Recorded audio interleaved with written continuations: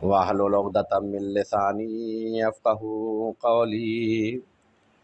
الحمد للہ رب العالمین، ثم الصلاۃ والسلام علی اشرف الانبیاء والمرسلین، خاتم النبیین، سید القرشی المکی المدنی، ابی القاسم المصطفیٰ محمد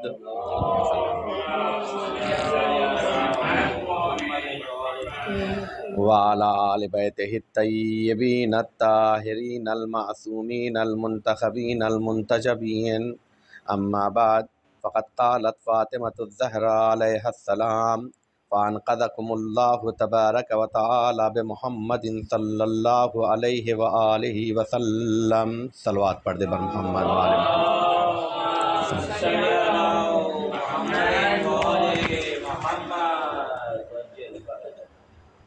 عزیزان محترم، معزز سامعین، چونکہ میں نے وعدہ کیا تھا کہ انشاءاللہ ہر روز کوئی نہ کوئی پیراگراف لے کر خطبہ فدکیہ کا گفتگو کروں گا، عنوان بھی اس کا اس طریقے سے رکھنے کی کوشش کریں گے تاکہ اس عنوان کے تحت کچھ باتیں ہمارے ذہن میں گھر کر جائیں، اور بی بی زہرا کس طرف متوجہ کرنے چاہتی ہیں اور کیا بتانا چاہتی ہیں اسے ہمیشہ ذہنوں میں رکھنے کی کوشش کریں۔ وہاں چلنے سے پہلے صرف اشارہ کرتا چلوں کہ خوش نصیب ہے ہم اور آپ کہ ہمیں یہ سعادت اور یہ توفیق اور یہ عبادت نصیب ہوئی کہ ہم بی بی زہرا کے لیے جمع ہوتے ہیں اور ان کا ذکر سنتے ہیں اور سناتے ہیں۔ یقین جانیے، چونکہ حدیث ہے، بلکہ یوں کہوں کہ میں اس سے پہلے کے خمسے میں جو چل رہا ہے نماز مغربین کے بعد، اس میں عنوان ہی یہ رکھا ہے کہ بی بی زہرا کی محبت کے فائدے دنیا اور آخرت میں کیا ملتے ہیں۔ حدیث ہے، اسی سے میں مربوط گفتگو کرنا چاہ رہا ہوں۔ رسول اسلام نے جناب سلمان فارسی کو مخاطب کر کے کہا ہے: یا سلمان، حب فاطمہ، میری بیٹی فاطمہ کی محبت ینفع مئۃ من المواطن، 100 مقامات پر فائدہ پہنچاتی ہے۔ یہ 100 محاورہ ہے، ورنہ حقیقت میں زندگی کے ہر گوشے میں فائدہ پہنچاتی ہے، لیکن اس میں جو اہم ترین بتائے ہیں، جو رسول نے گنائے ہیں، ان میں سے ایک بتایا ہے موت کے وقت فائدہ پہنچتا ہے، قبر کے موقع پر فائدہ پہنچتا ہے، حساب کے موقع پر، صراط کے موقع پر، میزان کے موقع پر۔ چونکہ میں نے عنوان اس لیے اٹھایا تھا کہ 5 دن 5 عنوان پر گفتگو کی جائے، چونکہ یہ ہمارے لیے خوش نصیبی ہے کہ ہم لوگ بی بی زہرا کے حوالے سے جمع ہو رہے ہیں۔ تو یہ بھی میں نے شروع اس لیے کیا چونکہ وہاں پر کچھ باتیں اس لیے کہ ہم جب ان دنوں میں جمع ہو رہے ہیں تو ہمیں اس سے کیا حاصل کرنا چاہیے اور کن باتوں کی جانب توجہ دینا چاہیے۔ ایک بات کہہ کے موضوع سے مرتبط ہونا چاہوں گا کہ انسان اگر چاہتا ہے کہ موت کی سختیوں سے اپنے آپ کو بچائے تو موت کی سختیوں سے بچانے کے لیے ایک طریقہ یہ ہے کہ وہ دعائے عدیلہ کو پڑھتا رہے۔ دعائے عدیلہ کہتے ہیں وہ دعا ہے جس میں ہمارے عقائد بیان ہوئے ہیں، اور ان عقائد کو کہتے ہیں خدا کی بارگاہ میں بطور امانت رکھا جاتا ہے، اور جب انسان کی روح نکلنے والی ہوتی ہے تو انسان کے حواس کام کرنا چھوڑ دیتے ہیں، پھر اسے کسی بات کا بھی علم نہیں رہتا ہے۔ ایسے موقع پر ہم دعا کرتے ہیں کہ بار الہ جو ہم نے امانت دی ہے، جب ضرورت ہو تو عطا کر دینا۔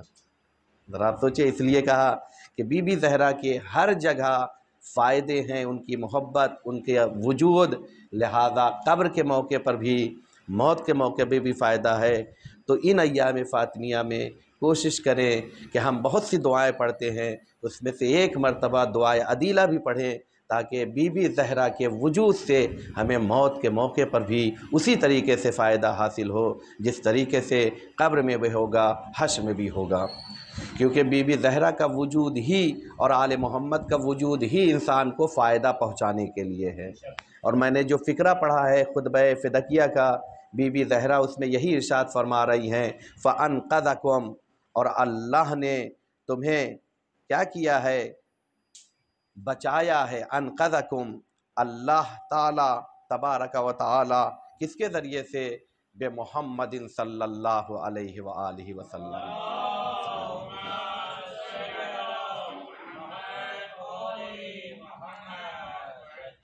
کس چیز سے بتایا ہے اور کیا چیزیں تھی تمہارے پاس؟ تو عنوان ہم جو آج گفتگو کریں گے کہ رسول اسلام کے وجود سے ہمیں کیا ملا، اور اس کے بعد کہاں تھے رسول اسلام کے وجود نے ہمیں کہاں پہنچا دیا۔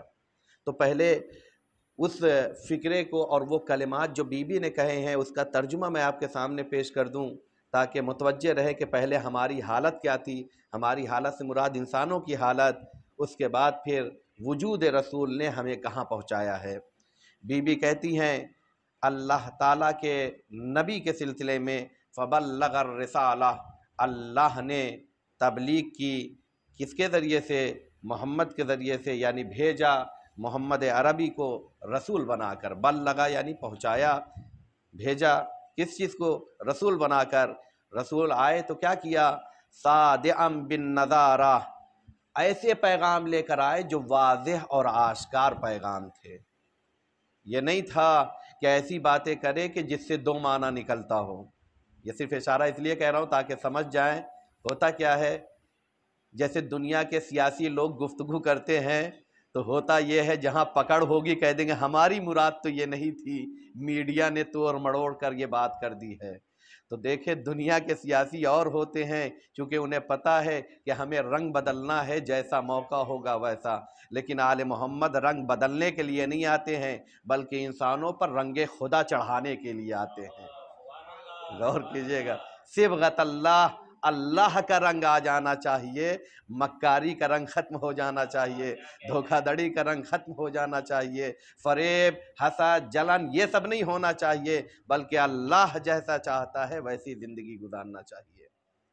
تو کیا کہا؟ واضح اور آشکار، ایسا نہیں کہا ہے کہ ضرورت پڑنے پر، کیونکہ بات وہ بدلتے ہیں جو کمزور ہوا کرتے ہیں، منافق ہوا کرتے ہیں۔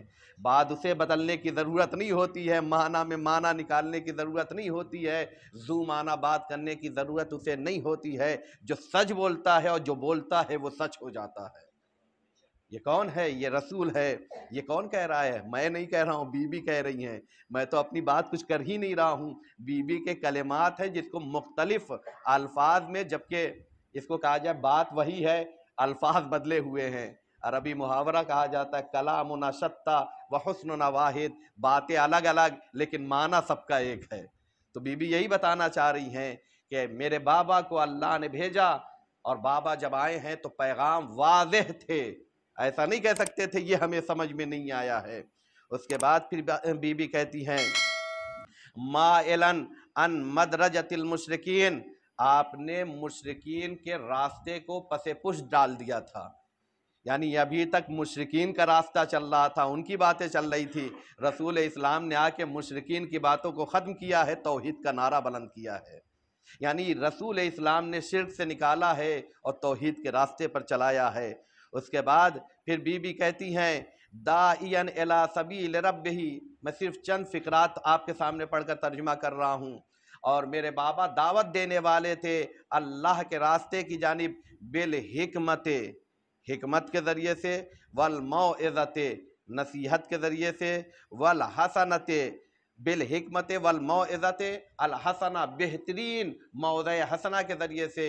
اور اس کے بعد کہتے ہیں وبالجادل، قرآن کی آیت ہے جس کی جانب اشارہ کیا ہے، کس کے ذریعے سے؟ کہا مجادلے کے ذریعے سے۔ مجادلہ کسے کہتے ہیں؟ ڈیبیٹ کرنے کے ذریعے سے۔ اس کے بعد پھر بی بی کہتی ہے جب اللہ کے حبیب کو یعنی میرے بابا کو اللہ نے بھیجا ہے تو یکسر الاصنام، میرے بابا نے آ کے بتوں کی گردنیں توڑ دی ہیں۔ اب آپ سے میں پوچھوں گا، سوال کروں گا، میں نے تو کہیں رسول کو بت توڑتے ہوئے نہیں دیکھا۔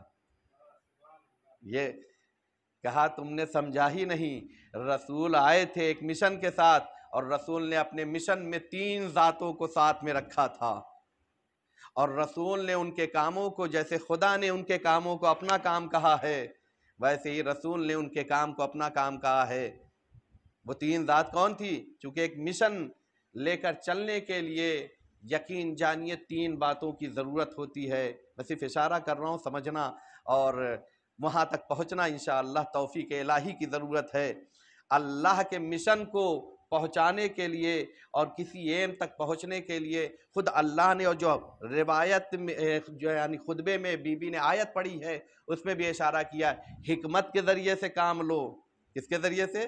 حکمت کے ذریعے سے کام لو، موعظے کے ذریعے سے کام لو، اور موعظے کے ساتھ ساتھ ڈیبیٹ اور سوال جواب کے ذریعے سے۔ کہا یہ 3 چیزیں کیوں بیان کی ہے؟ حکمت کہتے ہیں اس کا تعلق عقل سے ہوتا ہے، فکر سے ہوتا ہے۔ دیکھیں حکمتی باتیں وہی کرتا ہے جو حکیم ہوتا ہے یا نہیں ہے؟ اب یہ الگ بات ہے ہم نے حکمت کی باتوں کو اتنا گرا دیا ہے، جسے حکمت سے تعلق نہیں ہے اس کی باتیں بھی آج ہم اپنی زندگی میں، لہذا تبھی کہتے دیکھیں ہوتا یہ ہے کہ آج اتنا تو ڈاکٹروں کے پاس فارمولے نہیں ہوں گے جتنا بنا کے لوگوں تک پہنچا دیا۔ تو دیکھیں ہر فارمولوں کا اپنے اوپر مت آزمایا کریں، بس اتنا ہی فارمولے آزمائیے جو آل محمد نے بتائے ہیں۔ طب نبوی میں آئیے، اگر انہوں نے کہا ہے اتھینٹک ہے تو، ورنہ ہو سکتا ہے کسی فائدے کے چکر میں کچھ نقصان کر بیٹھیں گے۔ صلوات پڑھ دے بر محمد وآل محمد۔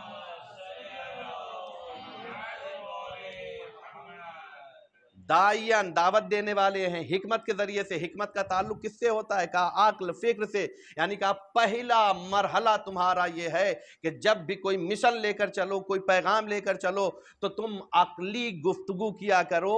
اسی وجہ سے کہتے ہیں کہ تم بات کو پہلے سمجھا دو، کیونکہ عقلی گفتگو جب کریں گے تو آپ کا مخاطب محدود نہیں ہوگا، دنیا کے ہر عقل مند انسان ہوا کریں گے۔ دوسرا مرحلہ ہے، یہ قرآن کی آیت ہے کہ وَبِالْمَوْعِظَةِ الْحَسَنَةِ، اور جب عقل کے مرحلے سے گزرو تو دوسرا اسٹیپ یہ ہے کہ تم احساسات کا سہارا لیا کرو۔ احساسات کسے کہتے ہیں؟ کہا بہت سی چیزیں عقل سے اگر نہیں بھی سمجھ میں آتی ہے یا عقل کچھ کہتی ہے تو احساسات کی دنیا میں آ کر انسان فیصلہ کرنے لگتا ہے۔ مثلا عقل کہتی ہے کہ میں تھکا ہوا بہت ہوں، لیکن محبت جس کا تعلق دل سے ہوتا ہے وہ کہتی نہیں فرش ہدا پر چلو۔ یہ احساسات ہیں، سمجھیے گا۔ کبھی کبھی عقل کہتی ہے کہ میں بہت تھکا ہوا ہوں، بدن میں طاقت نہیں ہے، لیکن احساسات اور وہ قلبی تعلق انسان کو بہت سے کام پر آگے بڑھا دیا کرتے ہیں۔ کہا یہ دوسرا مرحلہ ہے۔ تیسرا مرحلہ جسے کہتے ہیں، قرآن نے کہا ہے کہ بات کبھی کبھی ہو جاتی، ہاں سمجھ میں آ رہی ہے لیکن دل میں نہیں اتر رہی ہے، کہا پھر اس کے لیے ڈیبیٹ کیجئے، سوال جواب کہہ کے آخری مرحلے تک پہنچائیے۔ یہاں پر بھی میں ایک جملہ کہوں گا، یہ دنیاوی ڈیبیٹ مت کیجئے گا جہاں پر ایک دوسرے کو جھوٹا کہتا ہے دوسرا، کہا نہیں، وہاں پر حقائق اور قرآن کے ذریعے سے، جیسے خطبہ فدقیہ میں بی بی زہرا نے گفتگو کی ہے۔ تم کہتے ہو کہ وراثت نہیں ہوتی ہے، قرآن کی آیت زہرا پڑھیں گی۔ تم کہتے ہو گواہ کی ضرورت ہے، تو گواہ کسے لانا چاہیے تمہیں ابھی یہ بھی نہیں پتا ہے۔ ذرا سمجھیے گا، یہ حقائق ہے۔ اسی خطبہ فدقیہ میں تو 3 اسٹیپ ہوئے یا نہیں ہوئے؟ حکمت، موعظہ، اور اس کے بعد وجادلہم باللتی ہی احسن۔ رسول اسلام نے بھی مشن اور دین جب شروع کیا ہے اور پیغام جب شروع کیا ہے ظاہری طور پر، تو انہی 3 چیزوں کا سہارا لیا تھا۔ کہا حکمت کا تعلق عقل سے ہوتا ہے، لہذا ابو طالب کو رکھا ہے تاکہ عاقلانہ گفتگو کی جائے، جو اسٹیپ لیا جائے وہ عاقلانہ ہونا چاہیے۔ ذرا سمجھیے گا۔ کہا احساسات کا تعلق دل سے تعلق ہے، جہاں پر عقل کو پیچھے چھوڑ کر دل کو آگے نکل جانا چاہیے۔ کہا خدیجہ کو ساتھ میں رکھا ہے کہ انسان کہتا ہے کہ دولت کو بچا کے رکھا جائے، لیکن جب دل اور احساسات کا تعلق نبوت سے ہو جاتا ہے تو کہا نبی کا صدقہ اتار کر جو ہے خیرات کر دینا چاہیے۔ کیوں؟ اس لیے کہ مشن پہنچانا ہے، کہا ڈیبیٹ کرنا ہے کہ حقائق اور حق اور باطل کو واضح کر دینا ہے، کہا علی جیسا لے کر چلے کہ سوال پہلے نہیں بلکہ جواب پہلے ہونا چاہیے، سوال تمہارے ختم ہونے سے پہلے۔ کہا جب اس راستے کو لے کر چلیں گے تو پھر مشن تک پہنچیں گے۔ رسول اسلام نے کہا تمہیں قرآن نے دعوت دی ہے، قرآن نے تھیوری بتائی ہے، ہم تمہیں پریکٹیکل دے رہے ہیں کہ حکمت کی باتیں کہیں اور سے نہیں ملیں گی۔ وہ کہاں سے ملیں گی؟ وہ ابو طالب کے گھرانے سے ملیں گی۔ تو کیا کیجیے، آئیے دعوت دیجئے، مشن کو آگے بڑھائیے۔ تو میں نے کیا کہا؟ رسول کو بھیجا۔ رسول نے کیا کیا ہے؟ بتوں کو توڑا ہے۔ تو بتوں کو رسول نے توڑا ہے، کہیں آپ بتائیے؟ کہا ہاں، ایک فکری بت ہوتا ہے، ایک ظاہری بت ہوتا ہے۔ رسول نے پیغام پہنچا کر فکری بتوں کو توڑا ہے جو ذہنوں میں خدا بنا رکھے تھے، اور ظاہری بت کہا میں اور علی ایک ہی نور سے ہے، میں دوش نبوت پر اٹھاؤں گا اور علی آ کر بتوں کو توڑیں گے۔ یکسر الاصنام۔ اور یہیں پہ ایک جملہ تاریخ سے میں کہتا جانوں، ذہن میں یاد رکھیے گا۔ بات لوگ کل میں نے اشارہ کیا تھا کہ کاپی کرتے ہیں، کاپی کرنے کے بعد کہتے ہیں تاریخ میں، اچھا پھر اس کے بعد ایسے ایسے مورخ بھی بنائے ہیں کہ جنہوں نے بے ربط باتیں فضیلت میں گھڑنا شروع کر دی۔ 1 پوائنٹ فضیلت کے ہوتے تھے، 5 پوائنٹ جو ہے رذالت کے ہوتے تھے۔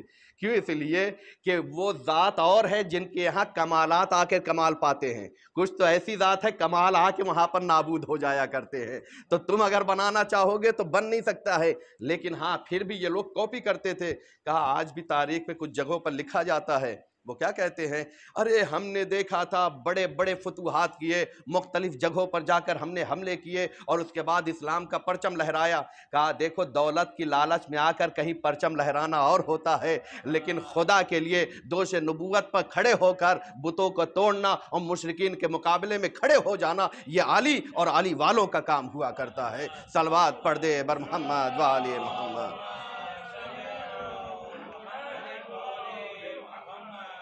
یکسر الاصنام ینکس الحام حتی ان حضم الجم ولو الدبر۔ یہ پوری یعنی فقرات ہیں جس میں سب کی وضاحت نہیں کروں گا، یعنی ایسی گردن مروڑی ہے کہ اب وہ اٹھ نہیں سکتے ہیں۔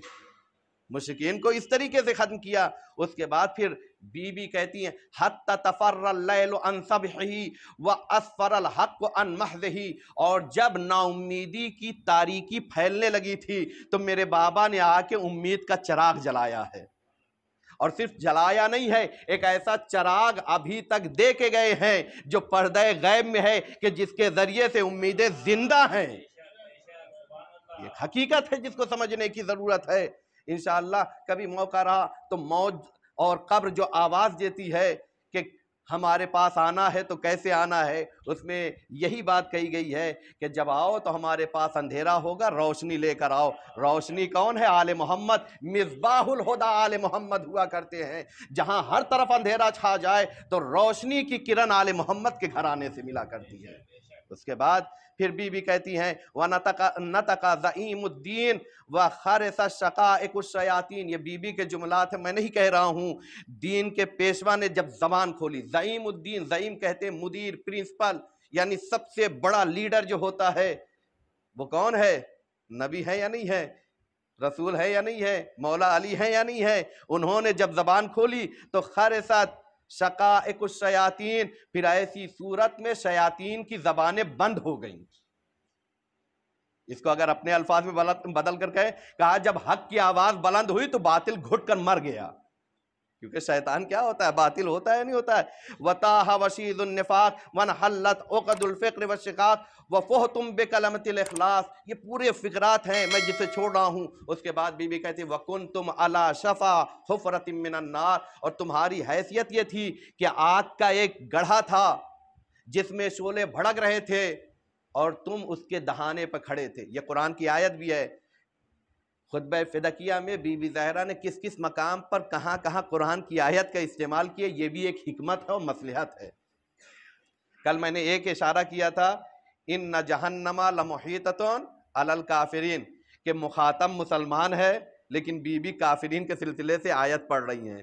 میں نے اشارہ کیا تھا، بتانا چاہ رہی تھی دیکھنے میں یہ کچھ اور ہے، ان کا وجود حقیقت میں کچھ اور ہے۔ قرآن پڑھ کر بتایا تھا، یعنی ظاہری تفسیر بتائی تھی، تو اب کہیں ادھر ادھر جانے کی ضرورت نہیں۔ اب پھر بی بی کہہ رہی ہیں تمہاری حیثیت کیا تھی؟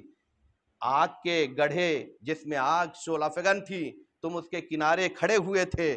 اس کے بعد بی بی کہتی مذقۃ الشارب، اور تمہاری حیثیت ایسی تھی کہ جیسے ایک گھونٹ پانی بڑی آسانی سے پی لیا جاتا ہے، تمہاری کوئی حیثیت نہیں تھی، دشمن پانی کی طریقے سے تمہیں نگل جانے والا تھا۔ ذرا سمجھیے گا، یہ تاریخ کے جملات ہیں اور بی بی زہرا کے زبان سے نکلے ہوئے یہ تاریخی حقائق ہے۔ آپ دیکھیے ابتدائی اسلام سے اٹھا کے دیکھ لیے مسلمانوں کی طاقت کیا تھی، ان کی حیثیت کیا تھی۔ بی بی کیا کہہ رہی ہیں؟ مذقۃ الشارب۔ دیکھیں پانی آسانی سے، وہ الگ بات ہے کہ کبھی کبھی بے توجہی ہو جاتی ہے تو پانی ہی اٹکنے لگتا ہے، شاید یہی پانی، اب پھر وہی کہنا چاہ رہا ہوں، پانی اتنی آسانی سے مثال دے دینا، لیکن یہی پانی جب خدا چاہے تو لوگوں کی موت کا سبب بھی بن جاتا ہے دشمن خدا کے لیے۔ تو پانی رحمت بھی ہے، پانی زحمت بھی ہے۔ رحمت اس وقت ہے جب آل محمد کو یاد کر کے استعمال کیا جائے گا، یہ سمجھ کیوں؟ اس لیے کہ صدقہ و مہر ہے بی بی زہرا کا، لہذا سمجھنے کی ضرورت ہے۔ مذقۃ الشارب، کہا تم پانی کے ایک گھونٹ تھے جسے دشمن ایک لمحے میں اسے پی جانے والا تھا۔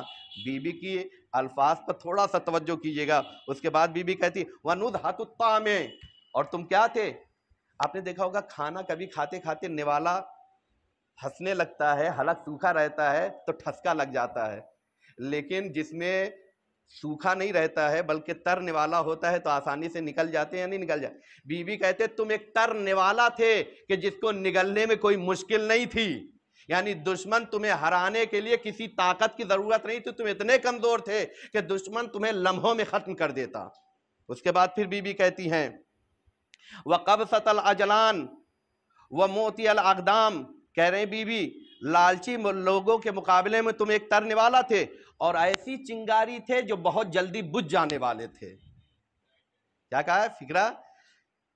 ایسی قبضۃ العجلان کہتے ہیں ایسی چنگاری جو بہت جلدی بجھ جائے۔ دیکھا ہوگا آگ کے بڑے جو ہے ڈھیر ہوتے ہیں تو جلدی نہیں بجھتا ہے، لیکن ایک چنگاری اگر کنارے ہو جائے تو بہت جلدی کیا ہو جاتی ہے یا نہیں ہے؟ تو کہا تم ایک آگ کی چنگاری تھے جو بہت جلدی کیا ہونے والے تھے؟ بجھ جانے والے تھے۔ پھر بی بی کہتی ہیں وَمَوْتِيَ الْأَقْدَامِ، اور تمہاری حیثیت ایسی تھی کہ پیروں میں کچل دیے جانے والے تھے، یعنی تمہاری طرف کوئی توجہ بھی نہیں کرنے والا تھا۔ یہ بی بی کے کلمات ہیں۔ اس کے بعد میں آخری وہ فقرہ پڑھوں گا، اس کے بعد چند باتیں پیش کروں گا۔ بی بی کیا کہتی وَتَشْرَبُونَ الطَّرَقَ، اور تم پانی تو پیتے تھے لیکن تمہیں پانی پینے کا سلیقہ بھی نہیں آتا تھا، تم پانی پیتے تھے گندا پانی پیتے تھے۔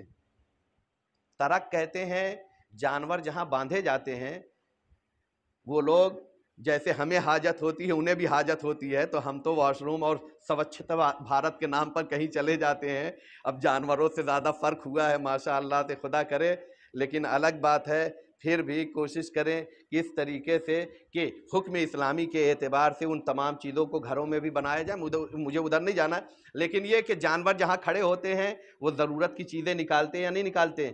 کہا جہاں وہ ضرورت کی چیزیں مثلا پیشاب کرتے جمع ہو جاتا ہے، پھر وہاں پانی آ جائے اور دونوں مکس ہو جائے، اسے عربی میں ترک کہا جاتا ہے، اور اسے تم پیتے تھے، یعنی صاف پانی بھی نہیں پیتے تھے۔ اس کو میں سمجھانے کے لیے مومرا کی مثال دے رہا ہوں۔ دیکھیں دوستی کو میں مومرا میں نہیں شمار کرتا ہوں، ورنہ آپ لوگ اس عنوان سے جیسے کہتے ہیں ایئرپورٹ پر چلے جائیے، امیگریشن کے بعد کہتے ہیں پھر آپ کنٹری میں نہیں ہو، لیکن جبکہ خدا کرے یہاں کے بھی مشکلات دور ہو جائے، کیونکہ پانی کا مسئلہ یہاں پر بھی رہتا ہے، اللہ ان مشکلات کو دور کرے۔ تو ہوتا کیا ہے؟ کہا آلودہ پانی۔ صبح صبح جب ہم لوگ نکلتے ہیں مدرسے کے لیے جانے کے لیے تو کیا دیکھتے ہیں؟ جب صبح میں پانی آتا ہے تو وہیں پائپ گزر رہا ہے، وہیں سے گڈر بھی گزر رہا ہے، دیکھ لو تو آدمی پانی پینے کا حوصلہ نہیں رہ جاتا۔ ہوتا ہے یا نہیں ہوتا ہے؟ یہ میں پورے دنیا کے اور ممالک کا اپنے ہندوستان کی بات کر رہا ہوں۔ آلودہ پانی ہے، جب تک نہیں دیکھے رہتا ہے پی لیتا ہے، لیکن دیکھنے کے بعد کہتا ہے ذرا گرم کر کے تھوڑا سا ابال کے پلا دو، یا گھر میں کوشش کرتا ہے فلٹر لگا لیا جائے۔ بی بی یہی کہتی تمہارے پاس اتنا سلیقہ نہیں تھا تم صاف پانی پی سکو، آلودہ پانی پیتے تھے۔ وَتَفْتَانُونَ عَلَى الْوَرَقِ، اور تمہارے پاس تو کھانے کے لیے کچھ بھی نہیں تھا، تم گھاس پھوس کھا کے زندہ رہتے تھے۔ ذرا سوچئے، پہلے وہ تصویر پیش کر رہی بی بی تمہاری حیثیت کیا تھی۔ اس کے بعد بی بی کہتی ہیں کہ اذلۃ حاسبین اور اس کے بعد ان یتخطفکم الناس من حولکم، ہر لمحے یہ خطرہ رہتا تھا تمہارے اطراف میں کب تمہیں دشمن ختم کر دے۔ جب ایسے ماحول میں تم زندگی گزار رہے تھے تو اللہ نے اپنے حبیب کو بھیجا، بی بی نے، جو میں نے سرنامہ کلام قرار دیا، فَأَنْقَذَكُمْ، ان حالتوں سے اللہ نے تمہیں نکالا۔ کس کے ذریعے سے نکالا؟ میرے بابا محمد کے ذریعے سے نکالا۔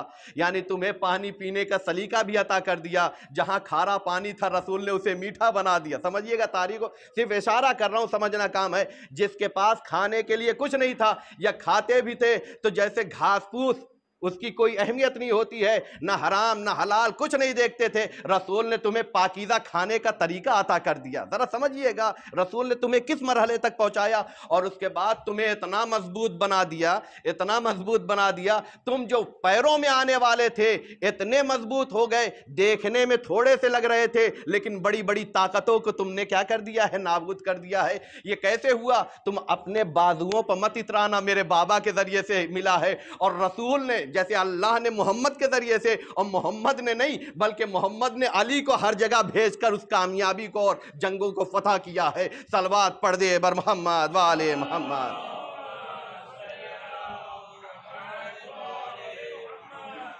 کیونکہ ہم یہ دیکھتے ہیں کہ محمد و علی الگ الگ ہیں، جبکہ حقیقت یہ ہے کہ رسول کہتے ہیں کہ ہم دو نور ایک نور سے جدا ہوئے ہیں، دونوں کا مشن توحید ہے، دونوں کا ارادہ، ہدف یہ ہے کہ انسانیت کو بلندی عطا کر دی جائے۔ بس فرق یہ ہے، نبی حکم دیتا ہے، علی حکم کی پیروی کرتا ہے، جیسا نبی چاہتا ہے ایسا ہی علی انجام دیتا ہے۔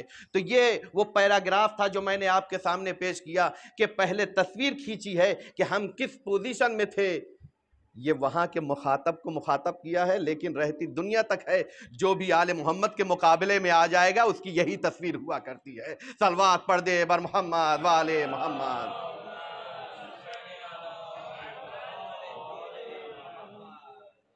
یہ بی بی نے کیوں بیان کیا؟ پہلا سوال، اس کے بعد چند عنوانات کے رسول اسلام کے ذریعے سے ہمیں ملا کیا؟ میں ابھی اور یہ سوال کہ یہ پیراگراف اور یہ بی بی نے کیوں بیان کیا؟ آپ دیکھیے، رسول اسلام آئے تو اس زمانے میں ایک چلن تھا غلامی کا۔ غلامی چلتی تھی یا نہیں کہ چلتی تھی؟ بلکہ کل میں نے اشارہ کیا تھا، ہندوستان کی اکونومی کس پر چلتی؟ کھیتی پر۔ اس زمانے میں جو وہاں کی پراپرٹی، کاروبار، وہ سب غلاموں پر چلتی تھی۔ جس کے پاس جتنے غلام ہوا کرتے تھے اتنا ہی زیادہ کاروبار کے لیے وہ تمام چیزیں ہیں۔ لیکن رسول اسلام نے آ کے سب کو آزاد کرایا نہیں کرایا، ایک مشن چلایا تھا۔ غلامی سے نکالنے کا قدم جو اٹھایا ہے وہ کس نے اٹھایا ہے؟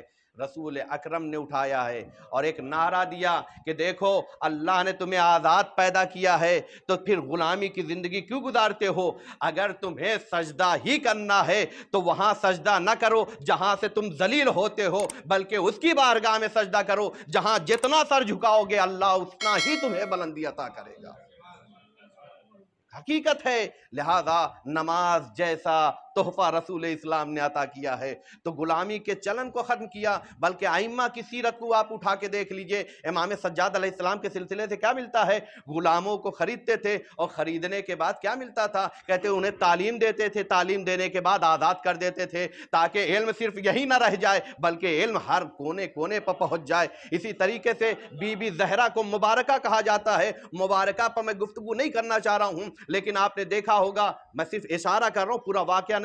ایک ہار تھا جسے ضرورت مند کو دیا، ضرورت مند کو دینے کے بعد وہ ہار تمام فائدے پہنچاتے ہوئے پھر زہرا تک آیا تھا۔ میں نے واقعہ چھوڑا، اور جب واپس آیا تھا تو غلام لے کر آیا تھا، زہرا نے اسے آزاد کر دیا تو غلام مسکرایا تھا یا نہیں مسکرایا تھا؟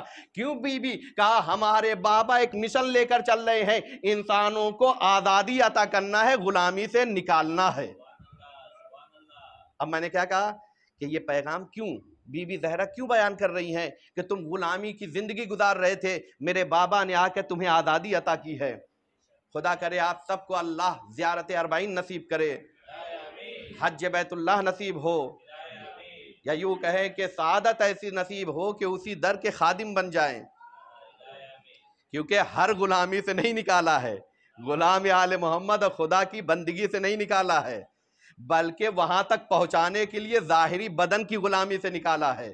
فکری غلامی سے نکالا ہے، بندگی سے نہیں نکالا ہے۔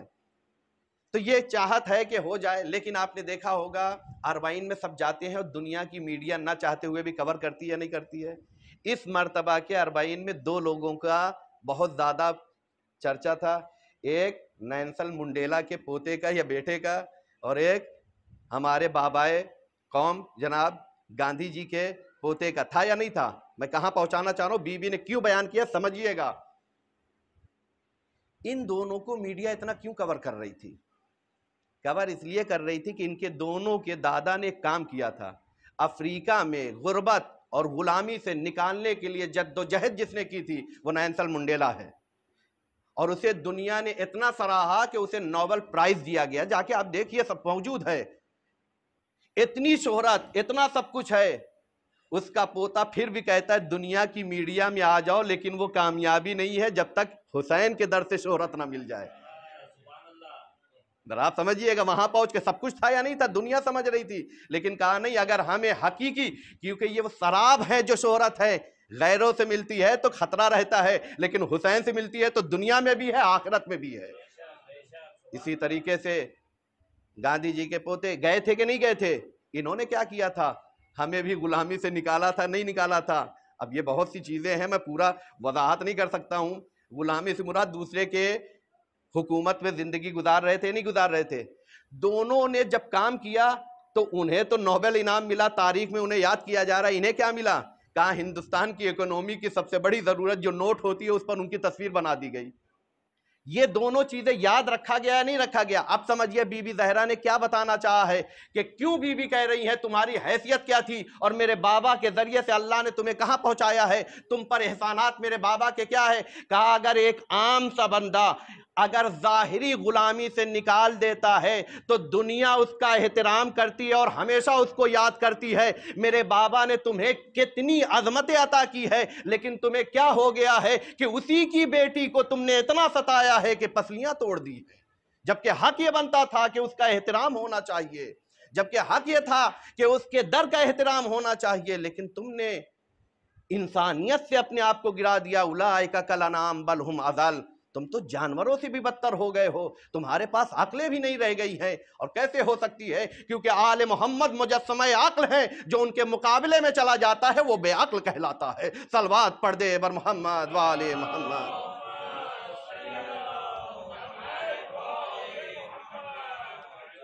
تو پہلا مرحلہ میرے بابا کو، میں خطبہ فدکیہ کی وضاحت کر رہا ہوں کہ بابا کے ذریعے سے کیا ملا ہے۔ کہا غلامی سے آزادی ملی ہے۔ میرے بابا آئے تو کیا کیا؟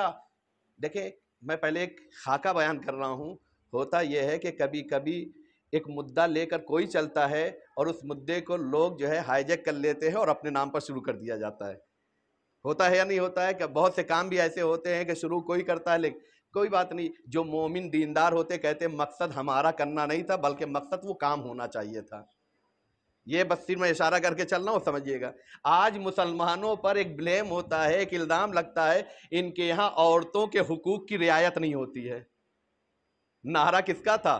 رسول اسلام کا، کہ عورتوں کے حقوق بھی ملنا چاہیے۔ یورپ نے آج اسے کیا کر دیا؟ اپنا نعرہ بنا دیا ہے، اسلام کے نام سے ہٹا دیا ہے۔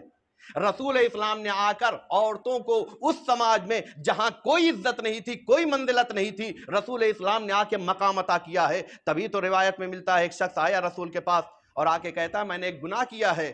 رسول نے کہا توبہ کرو۔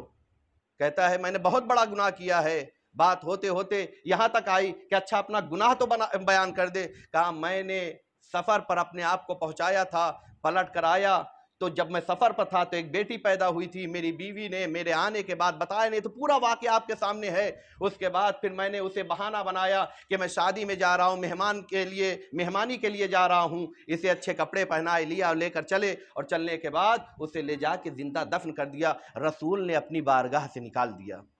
رسول نے کیوں؟ اس لیے کہ تمہارا گناہ بہت بڑا ہے۔ یعنی اس سماج میں جہاں بیٹیوں کو ننگو آر سمجھا جاتا تھا، جہاں بیٹیوں کو اسٹیٹس میں کمی مانا جاتا تھا، رسول اسلام، دیکھیں بڑوں کے کام صرف کر دینا ہی گویا ایک قانون بن جاتا ہے۔ جب دنیا کے بڑوں کا کام، تو جس نے اللہ نے جس کے صدقے میں دنیا بنائی ہے، جس نے بڑوں کو بڑا ہونا سکھایا ہے، ذرا سمجھیے گا، تو اس رسول کا عمل ہمارے لیے حجت ہوگا یا نہیں ہوگا؟ کہا رسول اسلام نے ایسے ماحول میں، اچھا بعض موقعوں پر بعض کام کرتے ہوئے آدمی اس لیے گھبرا جاتا ہے کہیں لوگ ہمارے خلاف نہ ہو جائیں، ہمارا مسئلہ ہو جائے۔ دیکھیں ظاہری حکومت کے لیے یا یہ کہ خدا کے راستے سے جو ہٹا ہوتا ہے وہ ڈرتا ہے، لیکن جو خدا والا ہوتا ہے اسے نہ ظاہری حکومت کی ضرورت ہوتی ہے نہ وہ کسی طاقت سے ڈرتا ہے، کیونکہ سب سے بڑی طاقت تو خدا ہوا کرتی ہے۔ لہذا رسول اسلام نے ایسے سماج میں جہاں بیٹیوں کو ننگوار سمجھا جاتا تھا،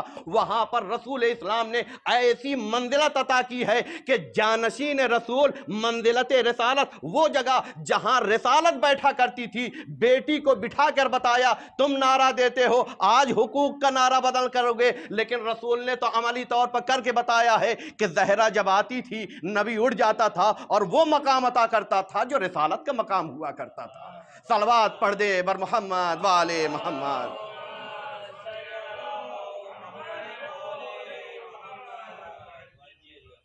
تو وہ مرحلے جہاں پر بیٹیوں کو عظمت نہیں عطا ہوتی تھی بلکہ ننگوار سمجھا جاتا تھا، رسول اسلام نے آ کر وہ مقام عطا کیا ہے۔ وہ الگ بات ہے کہ ہماری کمیاں ایسی ہیں کہ ہمارے نعرے ہمارے کام دوسروں کے، آج حقوق بین الملل کی بنیاد پر ہمارے اوپر یہ الزام لگ رہا ہے، جبکہ ہمارے پاس سب سے بڑی دلیل ہے۔ اتنا احترام اگر عورتوں کو کہیں ملا ہو تو لاؤ بتاؤ، ایسا مقام، ایسی منزلت جہاں پر نبی نے اپنی بیٹی کو اپنی جگہ پر بٹھایا ہو۔ بلکہ اور چھوڑیے، کہا دین نظریے سب چھوڑ دیے، ہر مذہب میں ماں کو عظمت عطا کی جاتی ہے، نہیں عطا کی جاتی ہے؟ رسول اسلام نے کہا ہم نے بیٹی کو بیٹی سے نکال کر ماں بنا دیا ہے۔ سمجھئے گا، اس سے زیادہ وہ الگ حقائق ہے جس کی جانب مجھے نہیں جانا ہے۔ تو اسلام نے عورتوں کے جو حقوق تھے ان حقوق تک لوگوں کو پہنچایا ہے، دوسرا عمل انجام دیا۔ تیسرا کام کہتے ہیں باطل سنتوں کو رسول نے آ کر ختم کر دیا۔ تھوڑا سا توجہ کیجئے گا، باطل سنتیں کیا تھیں؟ دیکھیں روایات میں ہے جو اچھی سنت کی بنیاد ڈالتا ہے گویا وہ پورا ایک سماج اور ایک سوسائٹی بناتا ہے اور لوگوں کو فائدہ پہنچاتا ہے، لیکن اگر غلط سنت کوئی رائج کرتا ہے تو صرف اس کا نہیں، قرآن کی آیت میں پڑھ رہا ہوں سمجھیے گا، سورہ یاسین ہے، سورہ یاسین میں اللہ کہتا ہے وَمَا تُقَدِّمُوا لِأَنفُسِكُمْ، جو تم اپنے لیے بھیجتے ہو، اسی طریقے سے مجھے آیت پوری طریقے سے یاد نہیں، وہ آثارہم، اور جو تم کام کرتے ہو اس کے آثار کو بھی اللہ کیا کرتا ہے؟ دیکھتا ہے۔ تو آثار کسے کہتے ہیں؟ میں مثال دیتا ہوں، لائٹ بند کر دیجئے، روشنی چلی جائے، اب اگر کوئی گر رہا ہے، کسی کا پیر ٹوٹا ہے تو آپ تو کہیں گے ہم نے تو چھوٹی سی خطا کی تھی، لائٹ بند کی تھی۔ کہا نہیں، لائٹ بند کرنے کا اثر یہ ہوا تھا، دو کا پیر ٹوٹا ہے، ایک کرسی ٹوٹی ہے، فلاں نقصان ہوا۔ کہا یہ سب آثار ہیں۔ تو کہا اگر ایک غلط سنت قائم کی جاتی تو ہم کو تو لگتا ہم نے ایک غلط کیا تھا، نہیں، اس کے آثار یہ ہے کہ سماج کو جتنا نقصان ہو رہا ہے سب کے جواب دہ ہم ہوں گے۔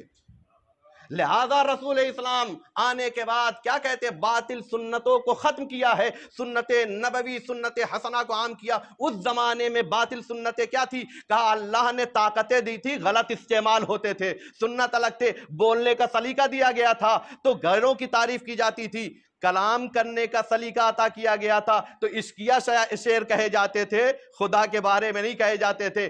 یہ ہنر تھا لیکن اس ہنر کا استعمال غلط راستے میں ہو رہا تھا، یہ ایک سنت رائج ہو رہی تھی۔ رسول اسلام نے آ کے اس سنت کو باطل کر کے ایک صحیح سنت دی۔ کیا ملا تھا؟ کہاں ملا؟ کیسے ملا؟ کہا رسول اسلام نے اس سنت کو ختم کرنے کے لیے جنگ نہیں کی تھی۔ ذرا دیکھیے گا، میں صرف اشارہ کر رہا ہوں، جا کے مقابلہ نہیں کیا تھا۔ کہا برائی کو ختم کرنا ہے تو اچھائی کو اتنے اچھے طریقے سے پیش کر دو کہ برائی کا خود گلا دفن ہو جائے۔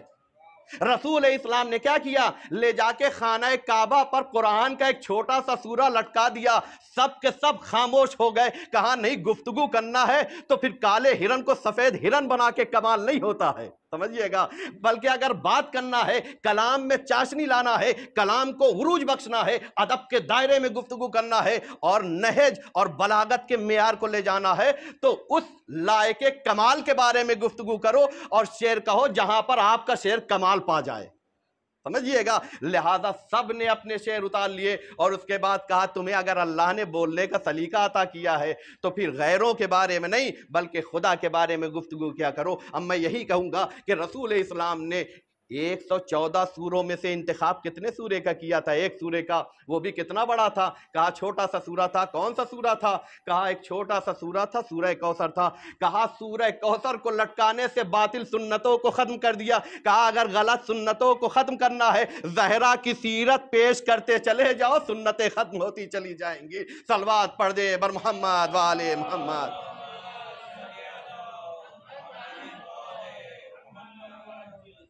अब यहाँ पर मैंने सुन्नतें कहा है तो आप लोग मुतवज्जे हैं, बातिल सुन्नतों की बात चल रही, वरना कह सकते हैं सुन्नतों को खत्म कर रहे हैं।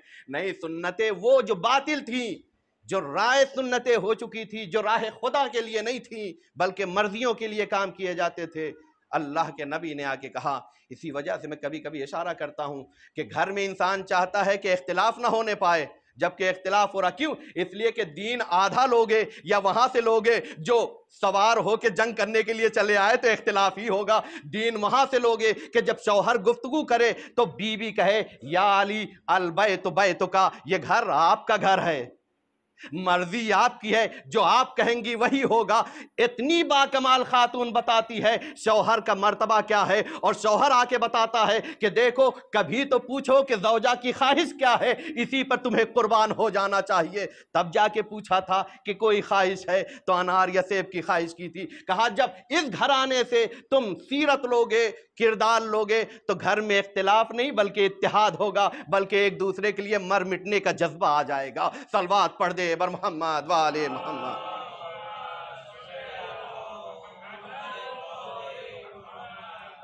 अब चूंकि वक्त खत्म हो रहा है, मैं बात को समेटूंगा। रसूल इस्लाम ने जैसे बातिल सुन्नतों को खत्म किया है, इसी तरीके से रसूल इस्लाम ने आके निज़ाम तबक़ाती को खत्म किया। निज़ाम तबक़ाती क्या था? आज भी हमारे यहाँ आरक्षण की बातें चल रही हैं, हमें जो है रिजर्वेशन चाहिए, हमें फला चाहिए, ये चाहिए। मुझे इससे लेना देना नहीं, मैं सियासी गुफ्तगू नहीं करता हूँ, लेकिन उस ज़माने में भी ऐसे ही चलता था। मैं तो अरबी हूँ, मैं फला हूँ, मैं फला हूँ, मेरे पास ये है, तुम्हें तो बोलने नहीं आता। वो तमाम चीज़ें हैं। रसूल इस्लाम ने आके कहा कहो ला इलाहा इल्लल्लाह। उस परचम के नीचे ईरानी भी जमा होगा, उस परचम के नीचे अफ्रीकी भी जमा होगा, उस परचम के नीचे हर वो इंसान जो इंसानियत का तलबगार होगा। वहां कोई निज़ाम तबक़ाती नहीं होगा। बिलाल भी होंगे, सलमान फारसी भी होंगे। कहा इस दर पर आने के बाद किरदार देखे जाते हैं, मिल्लियत नहीं देखी जाती है। सलवात पढ़ दे बर मोहम्मद वाले मोहम्मद।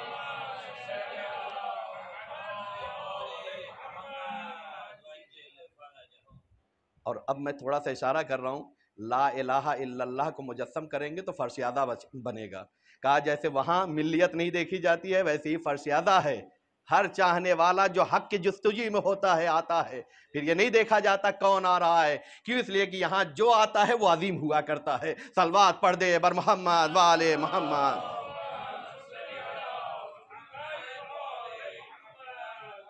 उसके बाद बीवी कहती हैं तुम्हारे पास तो ज़िंदगी गुजारने के मैनर्स नहीं थे, अखलाक नहीं थे, तुम्हारा समाज बद अखलाकी पर टिका हुआ था। मेरे बाबा ने आके तुम्हें अखलाकी ज़िंदगी गुजारने का सलीका अता किया। मैं एक जुमला हमेशा कहता हूँ, अल्लाह ने नबी से ये नहीं कहा कि तुम्हारी नमाज बहुत अच्छी है, अल्लाह ने नबी से ये नहीं कहा तुम्हारा रोज़ा बहुत अच्छा है, लेकिन एक बात के लिए ज़रूर कहा है मेरे हबीब तुम्हारा अखलाक बहुत अच्छा है, जिसकी बुनियाद पर लोग तुम्हारे पास खिंच कर आते हैं। क्यों? इसलिए कि दुनिया ये देख रही थी बद अखलाकी की वजह से अपने भी दूर हो रहे थे, लेकिन जहां अखलाक आ जाता है गैर भी आपके पास आ जाते हैं। तभी तो रसूल के बारे में अल्लाह कहता है यह आपकी नर्म दिली थी कि लोग आपके पास खिंच कर आ जाते थे। लिहाजा का सोसाइटी की बुनियाद बद अखलाकी पर नहीं होना चाहिए, बल्कि सोसाइटी की बुनियाद और इज्तिमाई जिंदगी की बुनियाद अखलाक पर होना चाहिए। जहां बद अखलाकी होगी वहां फिदक छीना जाएगा, जहां अखलाक होगा वहां पर बुलाकर हुकूक अता किए जाते हैं। सलवात पढ़ दे बर मोहम्मद वाले मोहम्मद।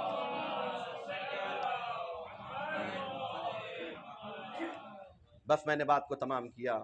उसके बाद एक रहम दिल बाप क्या करता है, या एक इंसान जो पूरी जाफिशानी के साथ एक अच्छी कंपनी जब तैयार करता है तो जाते जाते उसके चलाने वाले के लिए भी देखता है सबसे अच्छा कोई होना चाहिए, नहीं होना चाहिए।